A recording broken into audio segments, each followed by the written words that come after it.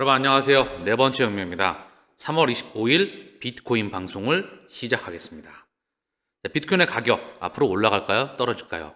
그 근거를 정확하게 제시해 줘야 되겠죠. 그쵸? 하나하나 이슈를 점검해 보고요. 기술적인 분석과 함께 앞으로의 그림 또한 그려보시죠. 일반적인 이야기는 필요가 없는 겁니다. 누구나 다 떠들고 해외 외신에서 또는 미디어가 이야기하는 거, 경제학자가 얘기하는 거, 또는 전문가가 이야기하는 거, 그런 거를 다 참고해서 본인이 가진 거를 여러분들에게 전달해 줄 수 있는 게, 그리고 방향성을 예측해 주는 게 진짜 인플루언서지 않을까 그런 생각을 합니다. GBTC 3월 22일 1.69억 달러 순유출되었다. 4일 연속 감소 추세. 비트코인 현물 ETF 보유량 2460 BTC가 감소해왔다. 비트코인 반감기 앞두고 변동성 확대 전망. 자, 이런 것들이 가격에 영향을 단기적으로 미쳐줄 수 있습니다. 코인베이스, 미국 연준의 금리 정책이 반감기만큼의 비트코인에 영향을 미친다. 저는 여기에 대해서 그다지 신경 쓰지 않습니다. 물론 단기적으로 영향을 미칠 수 있어요. 일시적으로. 그런데 흔들리는 건 뭘까요? 아니면은 가격이 빠진 건 뭘까요? 간단한 겁니다. 자, 옆으로 횡보했었죠? 상승 추세가 매우 가팔랐어. 그쵸? 이거를 봐볼게요. 주봉으로 지금 일봉으로 봤는데 주봉으로 한번 봐보겠습니다. 그쵸? 엄청 가팔르죠? 무척 가팔릅니다. 자, 바닥에서 상승 이렇게 쳤어. 그럼 어떻게 되죠? 추세가 이렇게 되잖아요. 그럼 이렇게 계속 갑니까? 아니죠.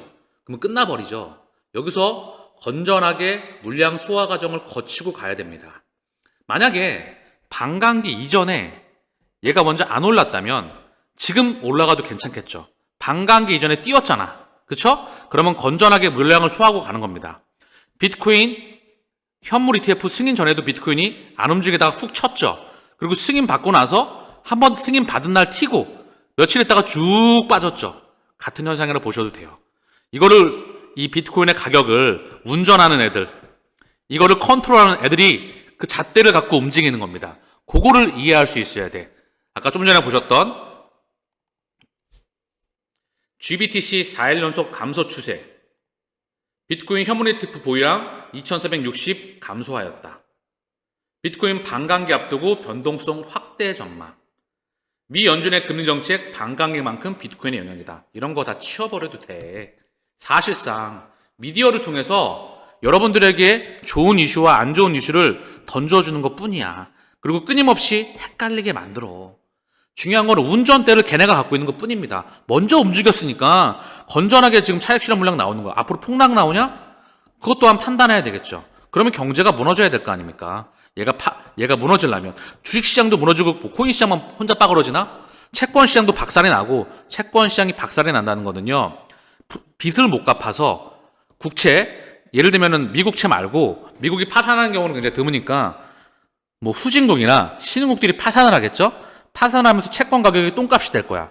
채권 가격이 망가진다는 거는 채권 금리가 뛴다는 겁니다. 그쵸? 채권 시장이 망가진다거나 신흥국 통화가 가치가 완전히 절하가 되는 거야. 원화가 엄청난 약세가 되는 거죠. 이렇게 원화 외환 시장에 엄청난 변화나 채권 시장에 엄청난 변화나 또는 주식 시장이 폭락이 나오거나 거래량이 동반되면서 시장에 엄청난 리스크가 동반이 되는 거죠. 근데 혼자 꼴랑 코인 시장만 박살날까요? 아니라는 거죠. 그죠? 코인 시장만 혼자 박살나지 않습니다. 이제 자산의 한 축을 담당할 겁니다. 고작 전 세계 미국의 빅테크 회사들 이거랑 비교하는 게 아니에요. 얘네 다 합친 거랑 비교해야 된다니까요. 제가 말씀드리죠. 그쵸? 그렇기 때문에 갈 길이 한참 많이 남아있다. 오늘 또한 말씀을 드릴 겁니다. 아직까지 비트코인의 버블, 지금 버블이에요. 이거는 코인 시장의 버블이 아니라 코인 시장과 주식 시장, 자산 시장에 계속 버블이 불어오는 겁니다. 고금리 환경에서. 그거를 인지하는 게 가장 중요한 겁니다. 자, 그리고 또 하나. 우리가 연준이라고 한번 생각해 볼까요?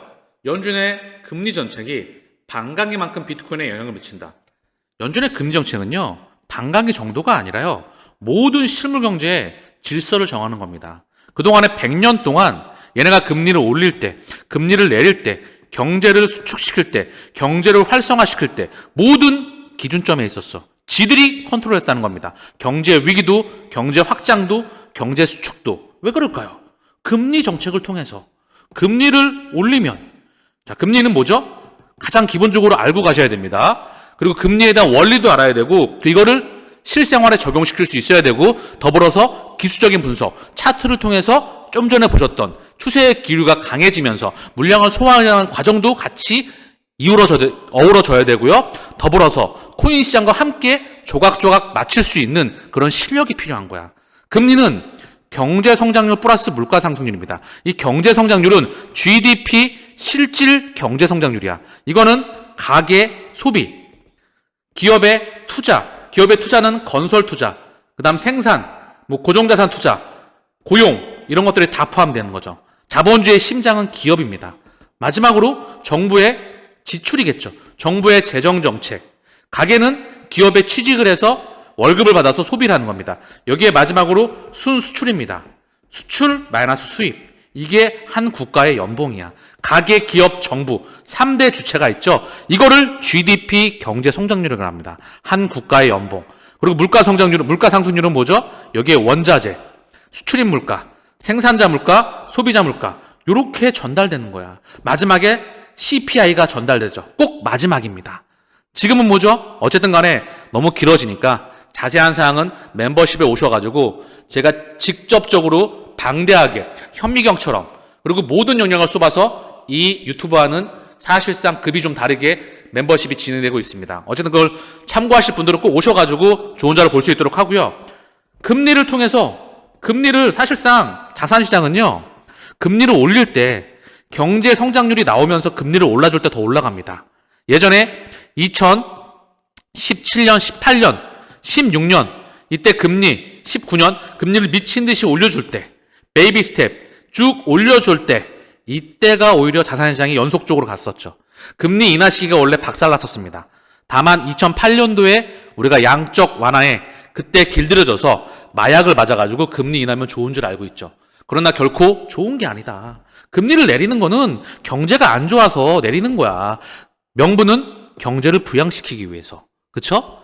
요거는 또 한번 말씀을 드리죠. 어쨌든 중요한 건 금리는 그런 공식을 가지고 있습니다. 그렇기에 금리의 정책을 통해서 전 세계의 경제를 쥐락펴락한 겁니다. 다만 2008년도에 제로금리에 도달하게 되면서 세 차례의 양적 완화와 2020년 코로나 팬데믹 때 다시 한번 제로금리와 다시 한번 9조 달러에 이르는 양적 완화를 실시하게 됨으로써 통화 정책이 끝난 겁니다. 그래서 비트코인을 만든 거야. 누가? 걔네들이. 사토시가 만들었다고 명분을 만들어서 사실 걔네는 팀으로 보여집니다. 그리고 개인들을 위한 탈중앙화. 우리끼리 금융기관 빼고 거래하자. 속으신 겁니다. 탈중앙화 없습니다. 그렇기 때문에 현물 ETF가 나온 거죠. 완전히 제도권에 흡수가 되는. 우리는 그거를 인지해야 돼. 정확하게 미래를 읽으시길 바랍니다. 2024년 버블장입니다. 그런데 앞으로 큰 그림을 그려보죠. 비트코인 대박난 엘살바도르 대통령 매일 한 개씩 사겠다. 매일 하나씩 산대요. 국가에서. 엘살바도르 대통령이 말입니다. 미국 벤처 투자의 전설 엘살바도르 세계 최고의 부유국이 될 것. 팀 드레이퍼죠. 비트코인을 아주 싼 가격에 매집한 사람입니다. 우지안이 비트코인을 1달러에 매집을 했었어. 그리고 로저버 이 사람도 1달러. 자, 이분 또한 만만치 않은 금액에 매집에 들어갔었겠죠. 1달러였다면 지금 가격이 얼마일까요? 그쵸? 1억 원입니다. 그쵸? 이제 10만 달러가 멀지 않아 보여. 그러면 여러분들에게 이 말씀을 드리고 싶어요. 앞으로 어떻게 되는 거냐고. 지금 말고 과거 말고 또는 여러분들이 듣고 계시는 지금 제 방송을 들으시는 분들 특히 처음 들으시는 분들 여러분들이 구독하고 있는 분들과 비교를 해보시라고. 응? 계속 들으시면서 내 내공이 어떻게 되나. 왜냐? 족보가 있는지 없는지 내공이 어느 정도인지 보시라는 겁니다. 그래서 앞으로가 지금 좋은데 앞으로도 좋아지느냐? 지금 안 좋은데 앞으로 좋아지느냐? 지금 남들이 쳐다도 보고 있지 않는데 앞으로 좋아지느냐? 이거를 인지하는 게 핵심이라는 거. 앞으로 얼마나 좋아질까 그러면? 얼마나? 저는 시장 규모가 1000배 이상 성장하는 걸 예측합니다. 비트코인 큰 그림 100억, 이더리움 5억에서 10억, 리플 100만원 플러스 알파. 이렇게 그냥 크게 그려봤어요. 지도를요. 물론 그림에서 이것 또한 능가할 수도 있겠지요. 자, 그 근거를 제가 말씀을 드리고 오늘 방송을 마칠게요. 엘살바도르 비트코인 알고 보니 훨씬 많았다. 5,300억 원 상당이다. 엘살바도르가 4억 달러, 5,300억 원 상당의 비트코인을 콜드 월렛으로 옮겼다고 전했다. 우리의 첫 번째 비트코인 저금통이다. 하나의 지들의 외환보유고일까요? 저금통일까요? 금고일까요? 저는 읽어보고서 이 이야기를 예측해봤습니다. 여러분들 외환보유고 알고 계시죠? 97년도 대한민국의 IMF 외환위기가 있었습니다. 영화 국가 부도의 날도 나왔었죠? 국가부도. 이거를 일명 동아시아 외환위기라고 하죠. 외환, 수출할 때, 무역해서 물건 사고 팔 때, 수출이 물건 파는 거, 수입이 물건 사는 거잖아요. 그쵸? 무역 거래를 할 때 자금이 없어. 첫 번째. 두 번째, 금융 거래를 할 때 우리나라에 자금을 투자했다가 돈을 나갈 때 다른 지나가는 돈으로 바꿔줘야 되는데 그 돈이 없어. 세 번째, 다른 나라에 자금을 빌려왔어. 그거에 대한 이자분과 그 부채분, 요거를 외환보유고라고 합니다. 근데 이 외환보유고의 내역을 볼게요. 이게 보면은 아시아, 대한민국, 이스라엘, 일본, 터키, 북아메리카, 캐나다, 멕시코, 남미, 유럽 쭉 나오죠. 좀 정정이 필요한데 어쨌든 대한민국, 캐나다, 미국, 일본, 유럽 이런 애들의 외환보유고 금액입니다. 그래서 한국은행에서 외환보유고에 대해서 외환보유액 운용 현황과 향후 과제 기본적으로 알아야 될 게 있습니다. 한국은행에서 지금 이걸 보고 참고를 해서 말씀을 드리려고 하는데 외환보유고는요. 첫 번째 미국채예요. 두 번째 달러, 유로, 앤 파운드 요거 기준점입니다. 세 번째 금, 네 번째 IMF 통화 인출권 SDR이라고 합니다. 요걸 전 세계 외환 보유고라고 해요. 압도적으로 미 국채가 많지만 달러하고 요거를 대한민국에서도 보고서를 통해서 나오고 있습니다. 외환 보유의 개념과 현황 조금 전에 말씀을 드렸죠. 귀에 꽂히게 말씀을 드렸습니다. 보시면 우리나라의 외환 보유액 규모 추이 쭉 나오고 있죠. 여기에 보면 나옵니다. 유가증권, 채권, 주식, 예치금, SDR, IMF 포지션 조금 전에 설명했던 거. 자, 그러면서 직접 투자 자산, 미 달러와 예치금, 단기 국채, 신용도 높은 채권, 주식, 선진국 우량 주식 이런 것들이 쭉 나오고 있습니다. 주식, 회사채, 자산 유동화채, 정부기관채, 정부채, 예치금, 채권을 중심으로 투자한다. 미국 달러와 투자 비중이 가장 높다. 여기서 우리가 예측해 볼 수가 있어요. 달러와의 비중이 줄어들고 있죠. 미 국채의 비중이 줄어들고 있습니다. 이게 바로 다음 문명이죠.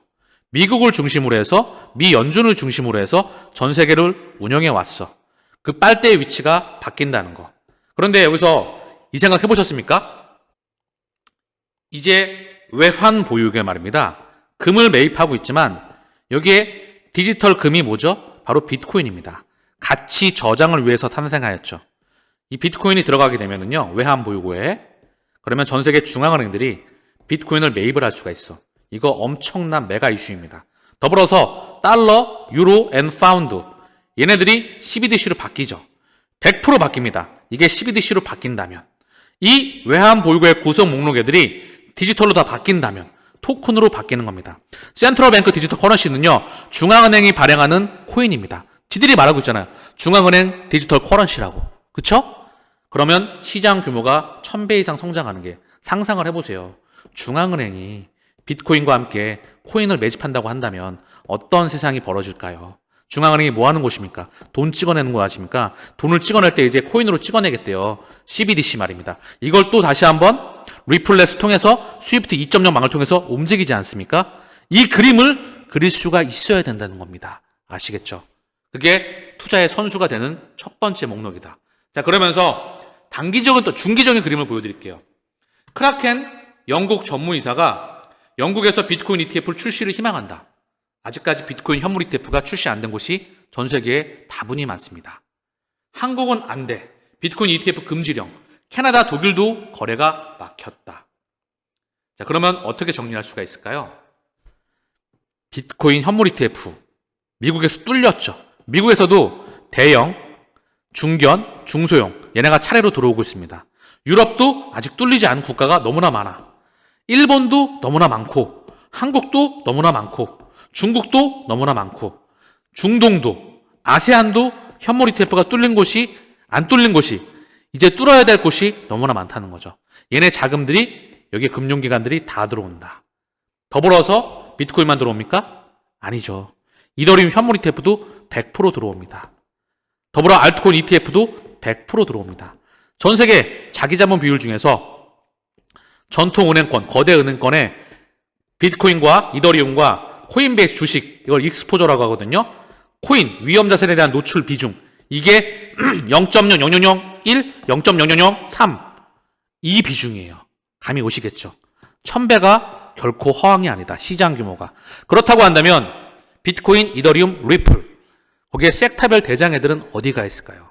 이 그림을 그려낼 수가 있어야 돼. 통화 시스템이 송두리째 바뀌는 거다. 그동안 이 말씀을 드릴 수 있는 건 금리, 유가, 환율, 이 3대 지표를 이해할 수 있어야 여기서 신문명에 다시 이전하는 겁니다. 그럼 신문명과 과거 문명을 동시에 이해할 수 있어야 이 미래 지도가 보이는 겁니다. 과거만 이해하면 이 신문명, 블록체인과 코인을 모르기 때문에 블록체인을 탈중앙화라고 한다면 꺼버리세요. 그 방송. 아무것도 모르는 사람이니까. 자, 그래서 요거를 정확하게 인지해야 된다는 거.